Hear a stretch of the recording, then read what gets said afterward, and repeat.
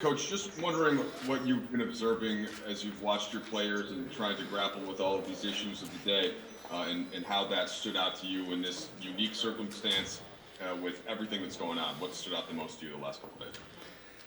Well, I just think our group in particular has great leadership and great togetherness, and it's been an emotional time the last couple of days for the whole league, for our group, and a lot of emotional ups and downs, and I'm happy to see where this landed, and our group right now is we just had a great practice, and our guys are focused and ready to resume.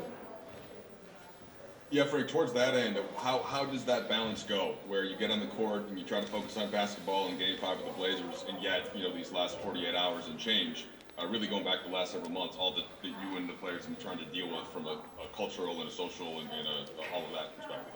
Yeah, it was a heavy couple days, but our group has we have a PhD in handling adversity by now, so we've been through a lot this year, and it was good for our guys. I wanted to have a mentally light day today, where we just really hit the floor and got right to playing, right to scrimmaging, and I feel like it was good for our guys to just get back on the court. Hey, Frank, it's Dave. You just mentioned you wanted to have part of your approach today to be mentally light. I'm curious if you guys have learned anything as a group from these last 2 days in terms of the churn of this bubble. And I understand, it's a pandemic and there's a cost association with however long this thing lasts. But do you think there was something gleaned in terms of these guys going one day on, one day off for X amount of days has an expiration date, and you can learn something moving forward for the remainder of the time you're down here? Yeah, it's tough to say. This is obviously unprecedented and a unique time for all of us. I think, for me and, my observations of everyone that's in here, the day-to-day aspect of it is manageable. We're focused on our process and competing in the games. But, when things come up, when adversity strikes in people's individual lives or in a bigger picture like we saw the last couple of days, that makes the surroundings more difficult to handle. And, I think that's why you saw what transpired over the last couple of days. Maybe it's handled differently if we're not, 6 or 7 or I don't even know how many weeks we've been in this bubble. But, it certainly it hits you a little harder. Things hit you, personal adversity hits you a little harder when you're in this environment. So, but hopefully, our guys have had a chance to recenter themselves and are excited to get back to playing. Alan? Kyle? Frank, on Wednesday, I'm sure word reaches you that your team walks out of the meeting and maybe has some sentiments toward leaving or not playing. At that point, what's your approach? I mean, do you go hands off? Do you try to have conversations with players on your team? Where were you? How are you positioning yourself in that Wednesday night to Thursday morning? Yeah, I'm not going to get into the details of all of that, where I was and what conversations I had and whatnot. All I know is it landed in a place where we all want to play, and we're all excited about resuming the season. Would you characterize it as active or let these guys figure it out? I wouldn't characterize it as either. Okay. Mark? Hey, Frank, the thing you just said about how the team has a PhD in managing and handling adversity, what jumped out to you and impressed you with how the guys navigated the last 2 days?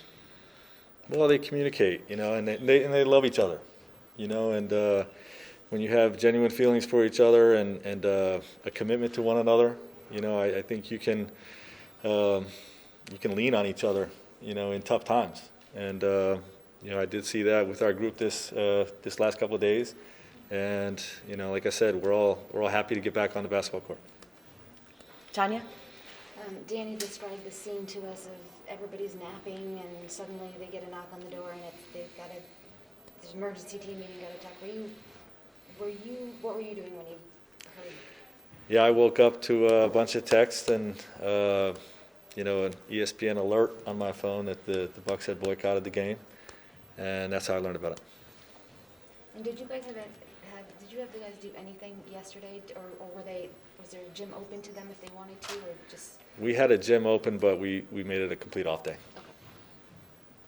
Joe Vard? Numerous people have been asked this question today, including Danny, but also Doc and some of the people over there with the Clippers. Was there a point on Wednesday when you thought the Lakers were going home? Personally, not really. I felt like it would land in a place where we would resume playing. But, you know, it did obviously feel like there was a chance, for sure, that, you know, that we wouldn't resume. But I felt like ultimately when it was talked out and the final decision would be to resume. That's just my personal feeling of where it would land. Okay. Doc said a very similar thing, that he didn't personally think that, but he said he thought other guys in the room did think that. So you agree with that? Yes. Who else here? Tanisha, do you have anybody on your end? I do. Melissa?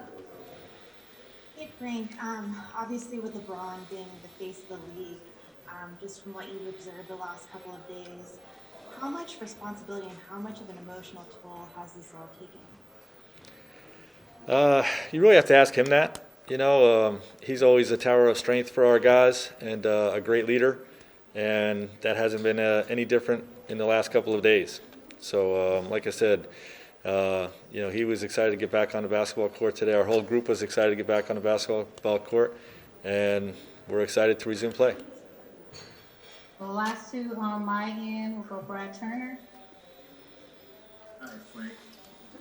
You coached Paul George at Indiana, and he made the comments about a dark place in the bubble. And I was just wondering if that had an effect on everyone there, perhaps. And then you get this perfect storm of the Bucks deciding not to play, and it just all converges together, and you end up, you know, where we are now. Yeah, it's tough to speculate whether one impacted the other.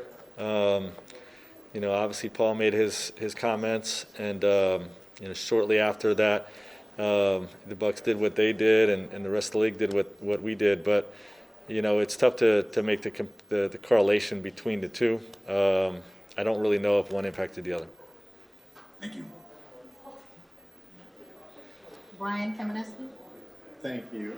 Frank, sort of along those lines, how has the experience from sort of that mental health and stress standpoint, just personally, how is the experience of being in the bubble matched with what you might have thought it was going to be going in?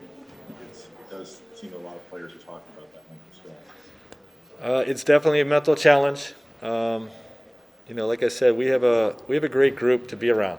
You know, and we all lean on each other and support each other, lift each other up.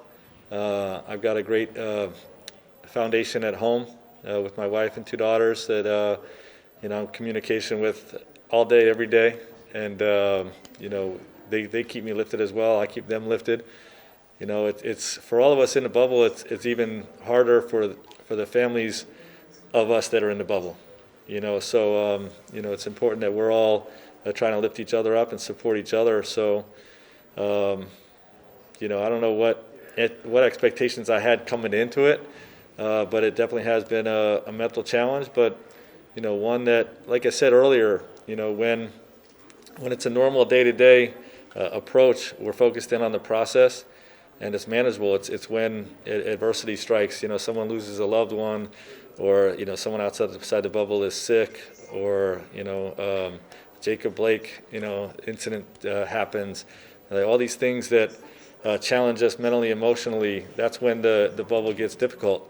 But you know, just one of those things that you know, I'm thankful that we have a strong support group around us, both with our Lakers family in the bubble, as well as my family outside the bubble. Allie? Yep. Last question. Kyle, good? You mentioned that you guys have a PhD in adversity at this point, and very specifically, you've gone to China and had to play a game after that situation, after Kobe, a very tough emotional game. Going into this, obviously, none of these situations are the same, but I'm sure you're aware there's going to be an emotion component to going back on the court. how do you prepare differently based on the games you've already been through for a type of game like this? Yeah, well, you just have to have a good feel for it. You know, like I said, today was a mentally light day. You know, we didn't do a lot of thinking, a lot of scripting, running through 1,000 plays, all those types of things. It was just let's throw the ball up, let these guys scrimmage some, and you know, the preparation would have been different probably on a normal day before a playoff game, and you know, we'll probably be a little lighter than usual for tomorrow, knowing that we've already played these guys, you know, 4 times, and you know, so that's how it could be slightly different. But our guys, once they hit the court, they've been super locked in and focused all year long, no matter what the circumstance, no matter what adversity throughout the year that we've been facing.